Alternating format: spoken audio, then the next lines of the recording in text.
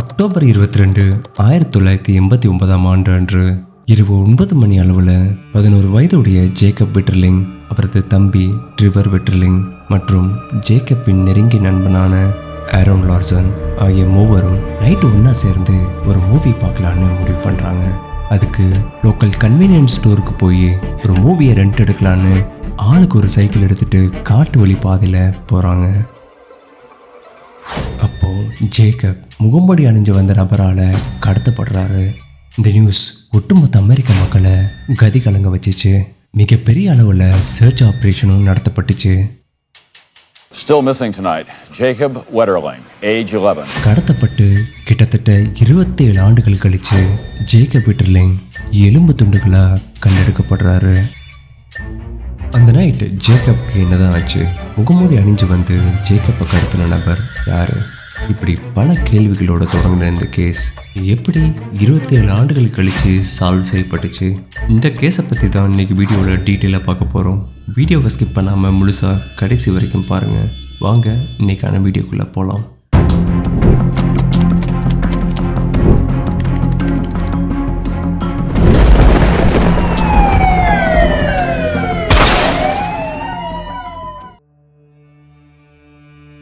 Send Joseph, Minnesota. இந்த இடத்துல கிட்டத்தட்ட 3000க்கும் அதிகமான மக்கள் வசிச்சுட்டு வராங்க. Jacob Erwin Wetterling. இந்த பையன் 17 பிப்ரவரி 1978 பிறந்திருக்காரு. ஜேக்கப்போட அப்பா ஜெரி விட்டர்லிங். இவர் சென்ட் ஜோசப்ல கைரோபாக்டரா இருக்காரு. அம்மா பேட்டி விட்டர்லிங். இவங்களுக்கு மொத்தம் 4 குழந்தைங்க: ஏமி, ஜேக்கப், ட்ரிவர் மற்றும் கார்மன். ஜேக்கப்க்கு ஃபுட்பால்னா ரொம்ப பிடிக்கும். அதே போல ஹாக்கி கேமை ரொம்ப நல்லா விளையாடுவார். ஜேக்கப் அந்த சமயம் 6th கிரேட் படிச்சுட்டு இருந்தாரு. இப்போ அவருக்கு வயசு 11. 1989 அக்டோபர் 22 அன்னைக்கு மார்னிங் ஜேக்கப் ஏர்லியராக எழுந்திரிச்சு அவங்க அப்பா கூட ஃபிஷிங் பண்ண போயிட்டாரு. அன்னைக்கு சண்டேனால ஹாப்பியாக 2 பேரும் டைம் ஸ்பெண்ட் பண்ணிட்டு இருந்தாங்க. அன்னைக்கு மினிசோடா வைக்கிங்ஸ் ஃபுட்பால் மேட்ச் இருந்ததுனால வீட்டுக்கு போய் டிவியில் ஃபுட்பால் மேட்ச் பார்க்கலான்னு பிடிச்ச மீனை பேக் பண்ணிட்டு 2 பேரும் வீட்டுக்கு திரும்பினாங்க. வீட்டுக்கு வந்ததும் ஃபேமிலியோட ஜாலியாக மேட்ச் பார்த்து என்ஜாய் பண்ணியிருக்காங்க. அதுக்கப்புறமா ஜேக்கப் ஃப்ரெண்ட்ஸோட சேர்ந்து இண்டோர் ஐஸ் ஸ்கேட்டிங் கேம் விளையாட போயிட்டு சீக்கிரமாக வீட்டுக்கு வந்துட்டாரு. அன்னைக்கு ஈவினிங் ஜேக்கப்போட அப்பா அம்மா அவங்க ஃப்ரெண்ட்ஸ் கூட சேர்ந்து நைட் ஒரு டின்னர் பார்ட்டிக்கு போகலான்னு ஆல்ரெடி பிளான் பண்ணியிருந்தாங்க. அந்த டின்னர் பார்ட்டி நடக்கிற இடம் பார்த்தீங்கன்னா அவங்க வீட்டிலேருந்து சுமார் 30 கிலோமீட்டர் வரும். ஸோ நைட்டு வரதுக்கு லேட் ஆகிறதுனால பசங்களை வீட்லேயே விளையாட சொல்லிட்டு இவங்க சீக்கிரமாக கிளம்பிட்டாங்க.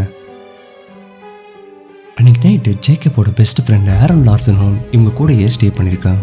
இரவு 8 மணியை நெருங்கும் போது எல்லாருக்கும் போர் அடிக்க ஆரம்பிச்சிருக்கு. நைட் ஏதாச்சும் மூவி பார்க்கலான்னு யோசிக்கிறாங்க. அதனால ஸ்டோருக்கு போய் மூவியை ரெண்ட் எடுத்துகிட்டு வந்து வீட்டில் பார்க்கலான்னு முடிவு பண்ணுறாங்க. ஜேக்கப் வீட்டிலேருந்து அந்த ஸ்டோர் கொஞ்சம் தூரமாக தான் இருக்குது. இவங்க சைக்கிளில் போகணும்னாலே சுமார் 15 நிமிஷம் ஆகும். ஸோ உடனே அப்பாவுக்கு கால் பண்ணி பர்மிஷன் வாங்கலான்னு டிசைட் பண்ணுறாங்க. அப்போது ஜேக்கப்போட தம்பி ட்ரிவர், நான் அப்பா கிட்ட பேசி பர்மிஷன் வாங்குறேன்னு கால் பண்ணுறான். அப்போது பேட்டி தான் அந்த காலை பிக் பண்ணுறாங்க. அப்போ ட்ரிவர் அவங்க அம்மா கிட்ட பைசைக்கிள் எடுத்துட்டு கன்வீனியன்ஸ் ஸ்டோருக்கு போயிட்டு வரோன்னு சொல்ல, அதுக்கு பேட்டி, நீங்கள் எங்கேயும் போக வேண்டாம், வீட்லேயே விளையாடிட்டு இருங்க, வெளியே ரொம்ப டார்க்காக இருக்குது, ஒரு ஸ்ட்ரீட் லைட் கூட இல்லைன்னு சொல்கிறாங்க. அதுக்கு ட்ரிவர், நீங்கள் அப்பா கிட்ட ஃபோனை கொடுங்கன்னு சொல்ல ஜெரியும் அதே தான் சொல்கிறாரு. நைட் நேரம்ன்றதுனால ஏதாச்சும் கார் வந்து மோதிடும்னு ரொம்ப பயப்படுறாரு. அதுக்கு ட்ரிவர், நீங்கள் கவலைப்படாதீங்க, நாங்கள் பத்திரமா போயிட்டு வந்துடுவோம், நான் வேணா டார்ச் லைட்டு கொண்டு போகிறேன், ஜேக்கப்பை வேணா ரிஃப்ளெக்டிவ் வெஸ்ட்டை போட்டுக்க சொல்கிறேன்னு சொல்ல ஒரு வழியா ஜெரியும் வெளியே போக சம்மதிக்கிறாரு. ஆனால் ஜெரிக்கு அப்போ தெரியாது நம்ம பையனை இதுதான் கடைசி முறையாக நம்ம பார்க்க போகிறோன்னு. ஜேக்கப் பக்கத்து வீட்டு பொண்ணை தன்னோட தங்கச்சி கார்மனை பார்த்துக்க சொல்லிட்டு 3 பேரும் ஆளுக்கு ஒரு சைக்கிள் எடுத்துட்டு டாம் ஸ்டோரை நோக்கி போகிறாங்க. அங்கே போய் மூவியை ரெண்ட் எடுத்துட்டு கொஞ்சம் ஸ்நாக்ஸையும் வாங்கிட்டு வீடை நோக்கி வராங்க. ஒரு சில வீடுகளை தாண்டினதுக்கப்புறம் வரும் வழியெல்லாம் காடுகளாகவும் சோள வயல்களாகவும் இருக்கும். அந்த ஏரியாவில் ஒரு ஸ்ட்ரீட் லைட் கூட இருக்காது. அன்னைக்கு பார்த்து ஒரு நிலா வெளிச்சம் கூட இல்லை. ரிவர் வச்சிருந்த டார்ச் லைட்ல இருந்து மட்டும்தான் லைட் வெளிச்சமே வந்துச்சு. அந்த கரடு முரடான பாதையில் வரும்போது ஆரோனுக்கு ஏதோ ஒரு வித்தியாசமான சவுண்டு கேட்க ஆரம்பிக்குது. ஏதோ விலங்கா இருக்கலான்னு பெடல் பண்ணி ஆல்மோஸ்ட் வீடு பக்கத்தில் நெருங்கும் போது சடனாக புதற்குள்ள இருந்து கருப்பு கலர் உடை அணிஞ்சு ஒரு மர்மமான நபர் ரோட்ல வந்து நிற்கிறாரு. அவர் ஃபேஸையும் கருப்பு கலர் துணி போட்டு மறைச்சிருக்காரு. அந்த நபர் 3 பேரோட சைக்கிளையும் டிச்சில் தூக்கி போட சொல்லிட்டு குப்புறப்படுக்க சொல்கிறாரு. நான் சொல்கிறத செய்யலைன்னா உங்க 3 பேரையும் இப்பவே சுற்றுவேன்னு மிரட்ட ஆரம்பிக்கிறாரு. இந்த சமயம் ஆரோனுக்கு என்ன தோணுதுன்னா, ஒருவேளை ஹைஸ்கூல் சீனியர்ஸ் தான் நம்மளை ப்ராங்க் பண்ணுறாங்களான்னு சந்தேகம் எழ ஆரம்பிக்குது. அந்த நபர் ட்ரிவரை பார்த்து உடனே லைட்டை ஆஃப் பண்ண சொல்கிறாரு. அதுக்கப்புறம் உன்னோட வயசு என்னன்னு கேட்க ட்ரிவர் 10ன்னு சொல்கிறான். உடனே உன்னால் எவ்வளோ தூரம் வேகமாக ஓட முடியுமோ ஓடு, ஆனால் நீ திரும்பி பார்த்தா உன்னை சுற்றுவேன்னு சொல்ல காட்டுக்குள்ளே வேகமாக ஓட ஆரம்பிக்கிறான். அடுத்து ஆரோனை பார்த்து உன்னோட வயசு என்னன்னு கேட்க 11ன்னு சொல்கிறான். உடனே ஜேக்கப் பக்கம் திரும்பி உன்னோட வயசு என்னன்னு கேட்க ஜேக்கப்பும் 11ன்னு சொல்ல ஆரோனை திரும்பி பார்க்காம வேகமாக ஓட சொல்கிறான். உடனே ஆரோனும் ட்ரிவர் ஓடின பக்கமாக ஓட ஆரம்பிக்கிறான். அப்போ சரியா 9:20 மணி இருக்கும். கொஞ்ச தூரம் போய் 2 பேரும் ஜேக்கப் பின்னாடி ஓடி வரானான்னு திரும்பி பார்க்குறாங்க. அங்கே ஜேக்கப்பையும் காணோம், அந்த நபரையும் காணோம். I was the last person, with him. You have that guilt of he should be here and I shouldn't be here. பயந்து போன 2 பேரும் உடனே வீட்டுக்கு ஓட ஆரம்பிக்கிறாங்க. அங்க இருந்த நெய்பர் கிட்ட நடந்ததை சொல்ல அவர் உடனே ஜேக்கப்போட அப்பாக்கு கால் பண்றாரு. கால் பண்ணி இந்த மாதிரி பசங்க என்னென்னமோ சொல்றாங்க, ஆனா ஜேக்கப் எங்க போனானே தெரியல, அந்த பையனை காணோம், அதனால சீக்கிரமா நீங்க கிளம்பி வாங்கன்னு சொல்றாரு. இவங்களுக்கு ஃபோன் பேசி வச்ச கையோட உடனே 911க்கு கால் பண்ணி நடந்ததை கால்ல எக்ஸ்பிளைன் பண்றாங்க. I'm right now next door to my neighbors, the Jerry Wetterling family. உடனே போலீஸ் ஆபீசர்ஸும் ஸ்பாட்டுக்கு வந்துட்டாங்க. வந்து 2 பேரையும் விசாரிக்கிறாங்க. ட்ரிவர் மற்றும் ஆரோன் தங்களுக்கு தெரிஞ்ச எல்லா இன்ஃபர்மேஷன்ஸும் போலீஸ் கிட்ட சொல்ல ஆரம்பிக்கிறாங்க.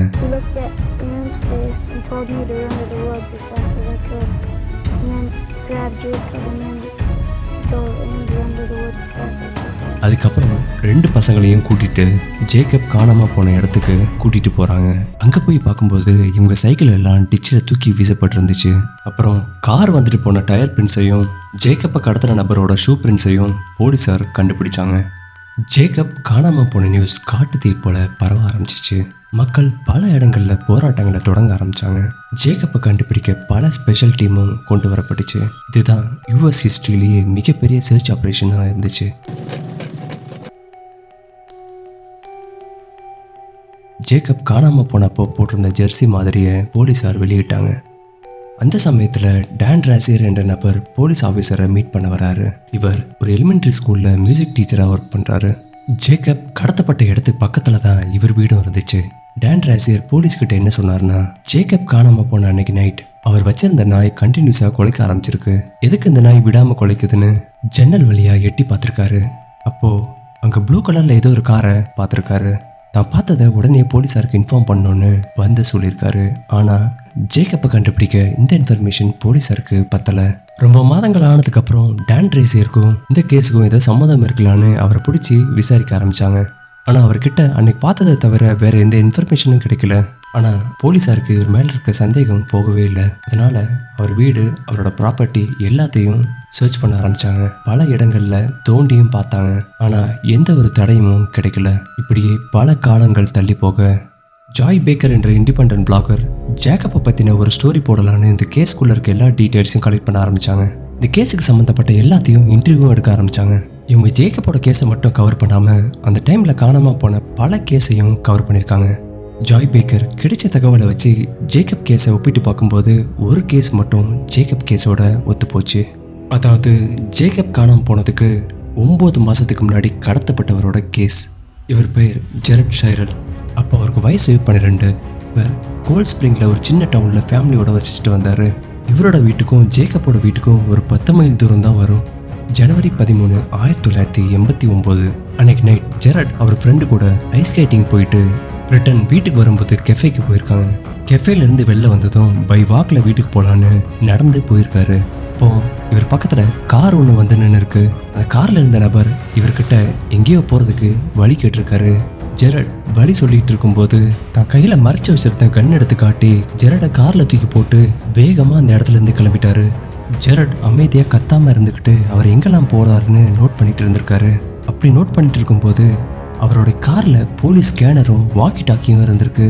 கொஞ்சம் தூரம் போனதுக்கப்புறம் காரை ஊருக்கு ஒதுக்குப்புறமா கொண்டு போய் ஜெரட் கிட்ட தப்பாக நடந்திருக்காரு. அதுக்கப்புறம் கோல்ட் ஸ்ப்ரிங் பக்கத்தில் இறக்கி விட்டுட்டு திரும்பி பார்க்காம ஓடிடு, இல்லைன்னா அவனை சுற்றுவேன்னு மிரட்டியிருக்காரு. இதை கேட்ட ஜெரட் எப்படியோ அந்த இடத்துல இருந்து தப்பிச்சு வந்துட்டாரு. ஜெரட் சொன்னது, ட்ரிவர் மற்றும் ஆரோன் சொன்னது எல்லாமே ஒத்து போச்சு. இது எல்லாம் வச்சு பார்க்கும்போது ஜேக்கப் ஜெரடை கடத்தினது ஒரே ஆளா இருக்கலான்னு டிசைட் பண்றாங்க.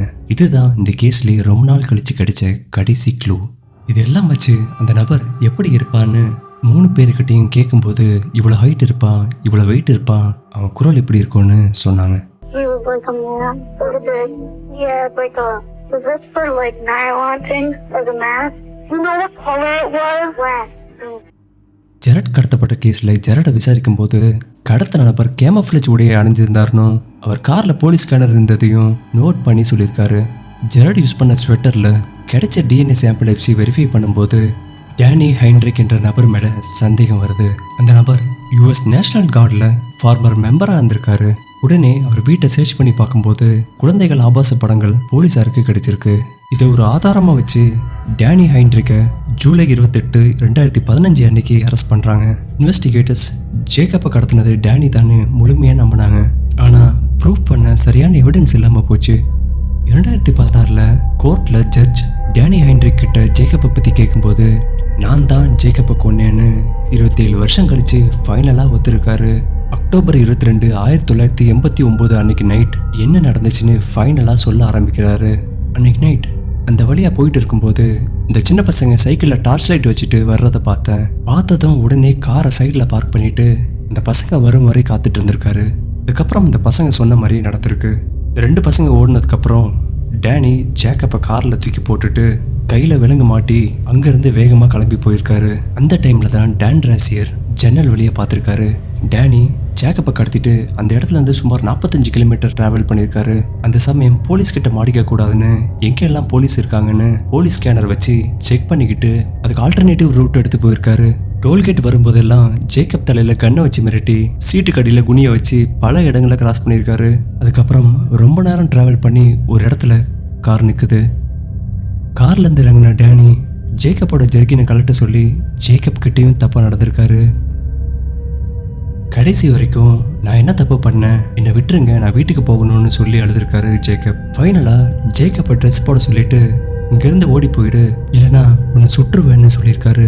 ஜேக்கப் எங்க போறதுன்னு தெரியாம யோசிச்சுட்டு இருக்கும்போது அப்போ அந்த வழியா போலீஸ் பேட்ரோல் பண்ற ஜீப் போயிருக்கு. அந்த சைரன் சவுண்டு கேட்டதுக்கு அப்புறம் பேனிக்கான டேனி நம்ம மாட்டிப்போன்னு பயந்து கன்னோட ட்ரிக்கரை அழுத்தி ஜேக்கப்போட தலையில சுட்டுட்டாரு. அந்த இடத்துலயே ஜேக்கப் பரிதாபமா உயிரிழந்துட்டாரு. அதுக்கப்புறம் ஜேக்கப்போட உடல் எடுத்து புதைச்சிருக்காரு. 1 வருஷம் கழிச்சு டேனி ஜேக்கப் புதைச்ச இடத்த பார்க்கும்போது ஜேக்கப்போட ஜாக்கெட் மட்டும் வெளியே தெரிஞ்சிருக்கு. உடனே ஜேக்கப்போட உடல் பாகங்களை தோண்டி எடுத்து வேறொரு இடத்துல தோண்டி ஆழமா புதைச்சிட்டாரு. செப்டம்பர் 3, 2016 அன்னைக்கு ஜேக்கப்போட கேஸ் டீட்டெயில்ஸ் வெளியிட்டாங்க. அதில் அதிர்ச்சியான விஷயம் என்னன்னு பார்த்தீங்கன்னா டேனி வேணும்னே பண்ணலை, ரேண்டமாக வரும்போது எதிர்ச்சியாக தான் நடந்திருக்குன்னு டேனிக்கு வெறும் 20 வருஷம் மட்டுமே ஜெயில் தண்டனை வழங்கப்பட்டுச்சு. I want to say, Jacob, I'm so sorry. It's incredibly painful to know his last days, last hours, last minutes. Jacob காணாமல் போனதுலேருந்து 27 வருஷமா இன்னைக்கு வருவான் நாளைக்கு வருவான்னு எதிர்பார்த்துட்டு இருந்த ஜேக்கப்பின் பெற்றோர் ஜேக்கப் நேம்லேயே வெல்ஃபேர் ஸ்டார்ட் பண்ணாங்க. இதில் குழந்தைகளுக்கு எதிரான பாலியல் குற்றங்கள் மற்றும் பல விஷயங்களுக்கு இவங்க குரல் கொடுத்துட்டு இருக்காங்க. இந்த கேஸை பற்றியும் இந்த கேஸோட ஜட்ஜ்மெண்ட்டை பற்றியும் நீங்கள் என்ன நினைக்கிறீங்கன்னு மறக்காமல் கமெண்ட்டில் தெரியப்படுத்துங்க.